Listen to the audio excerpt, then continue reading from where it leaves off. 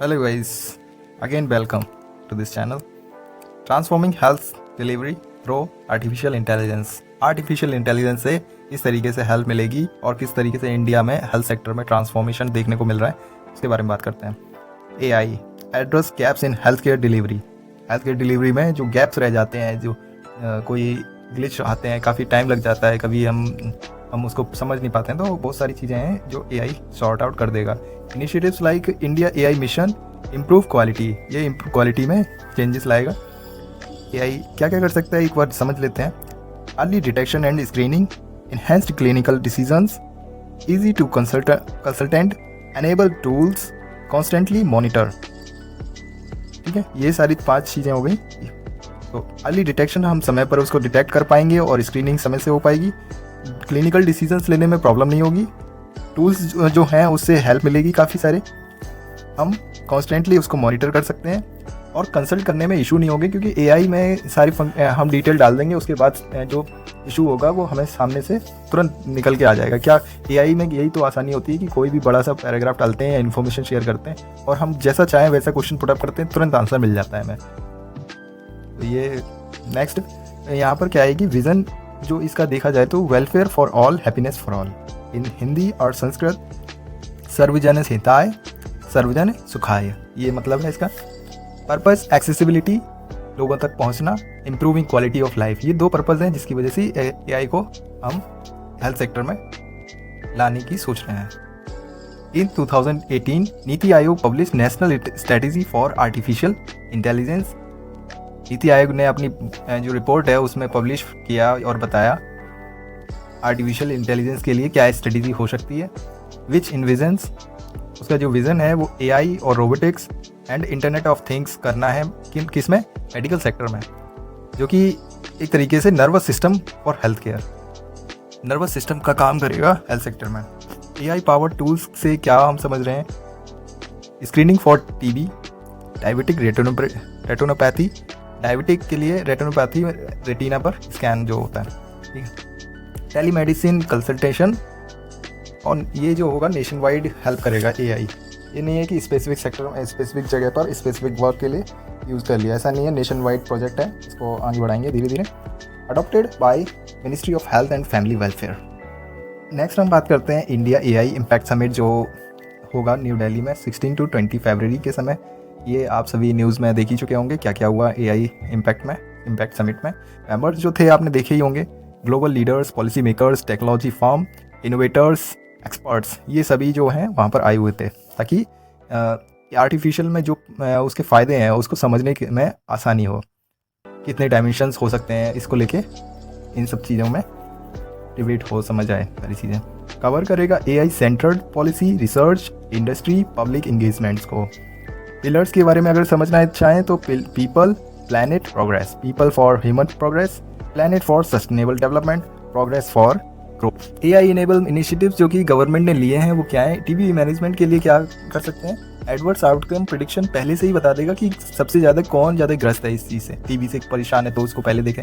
Predictive analysis, जो predict करना चाहिए एक तरीके से पहले से बता देगा कि किस तरीके से इसको हम ट्रीटमेंट कर सकते हैं, क्या क्या चीज़ें करना सही है, क्या गलत है, वो एक तरीके से एनालिसिस हमें प्रोवाइड कर देगा पहले से ही, इशूज़ को देखने के बाद उसको। 27% डिक्लाइन एडवर्स आउटकम, जो एडवर्स आउटकम है, जो क्या होता है कि हम डिसीज़ को तब तक नहीं देख पाते हैं जब तक एक मरीज़ दूसरे मरीज़ के बाद आता है, उसी तरीके से लाइन टू लाइन होता है सारी चीज़ें। तो उससे क्या होगा कि इशूज़ जो हैं समझ नहीं पाते हैं, जब मरीज़ पहुंचता है अस्पताल में और डॉक्टर तक पहुंच पाता है तब तक वो काफ़ी ज़्यादा बीमार पड़ जाता है। तो AI क्या करेगा, उस रिपोर्ट को एनालाइज करेगा और समय पर उसका इलाज होगा, जिसकी वजह से 27% डिक्लाइन हो जाएंगे एडवर्स आउटकम। डायबिटीज़ PR, इसमें क्या है कि 7100 पेशेंट्स बेनिफिट्स हाई रिस्क, जो काफ़ी ज़्यादा रिस्की थे केसेस, उन्हें ये फ़ायदा मिला है। इससे होगा क्या कि रेटिनल ट्रेज, एक रेटिनल फोटोज़ प्रायोरिटी अर्जेंट, मतलब इसकी फ़ोटोज़ ले लेगा और उससे जो अगर बहुत ज़्यादा रिस्की केस है तो अर्जेंटली मतलब उस चीज़ को प्रेफर करेगा, प्रेफरेंस में हेल्प करेगा एक तरीके से। तो ये मधुनीत AI, ये एक ऐप है जिससे ये वर्क करेगा, आर्टिफिशियल एप्स। संजीवनी CDSS के बारे में जानते हैं, ये एक टेलीमेडिसिन है, ठीक है। डिफरेंशियल डायग्नोसिस रिकमेंड, अलग अलग तरीके के डायग्नोस्टिक के बारे में बताएगा कि इससे ये होगा, इससे ये हो सकता है, इससे ये हो सकता है, मतलब मल्टीपल ऑप्शंस अवेलेबल करेगा। कैंसर केयर के लिए develops high accuracy AI tools, accuracy improve करेगा कि कुछ चीज़ें ऐसे होती हैं क्योंकि हमने स्टडीज़ तो डेवलप कर ली हैं लेकिन ये नहीं पता है कि कौन सी स्टडी ज़्यादा हेल्पफुल होगी, तो AI हमें बताएगा कि इस पेशेंट के लिए ये वाला जो मेथड है वो काफ़ी अच्छा रहेगा। इमेजिंग बायोबैंक डेवलप की जाएंगी ताकि वो जो कैंसर है वो किस तरीके का है, उसको कैसे प्रिवेंट करना है, इसलिए हेल्प होगी। Data R&D, NITI Aayog building data of 2000+ cancer patients profile, cancer patients की प्रोफाइल बनाएगा नीति आयोग, जिससे कि क्या होगा कि रेडियोलॉजी और पैथोलॉजी इमेजेस, ये चीज़ें, इससे क्या होगा कि हेल्प मिलेगी। AI को पता चल जाएगा कि ये वाली इमेज इतनी ज़्यादा रिस्की है और इस इमेज में डेथ हो सकती है, या ये इमेज शुरुआती कैंसर की होती है, तो इससे काफ़ी हेल्पफुल होगा। हेल्थ फ्रॉड से बचाने के लिए जैसे कि PMJAY, ये जो योजना है Ayushman Bharat PMJAY Jan Arogya Yojana anti fraud, और उसमें फ्रॉड को डिटेक्ट करने के लिए भी ये हेल्पफुल होगा। AI detecting monitor, integrity management को इंटीग्रेट करेगा। AI और ML की प्रोसेसिंग की वजह से डिटेक्ट सस्पिशियस ट्रांजैक्शन, कोई सस्पिशियस ट्रांजैक्शन होता है तो अपन वो खुद ही उस चीज़ को डिटेक्ट करके इन्फॉर्म कर देगा। Next, AI enabled machine evaluate food nutrition में AI इनेबल्ड मशीन हेल्प कर। प्राइवेट सेक्टर का क्या कंट्रीब्यूशन है AI असिस्टेड हेल्थ केयर में?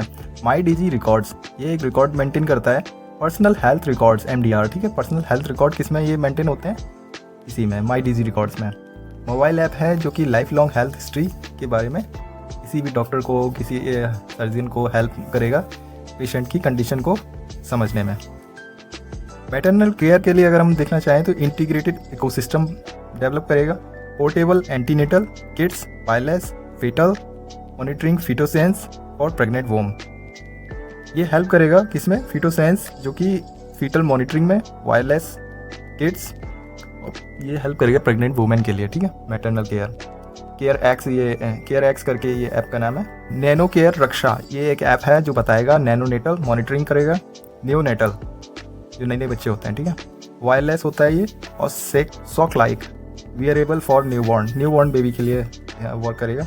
ये ट्रैक करेगा क्या? Heart rate, respiratory, blood, oxygen, body temperature. इनसे क्या होगा कि बच्चों की जो कोई नया चेंजेस आते हैं उनकी बॉडी में, हार्ट बीट में या किसी भी तरीके से, तो उससे हमें ज़्यादा जल्दी पता चलेगा और हम रिएक्ट कर पाएंगे समय पर।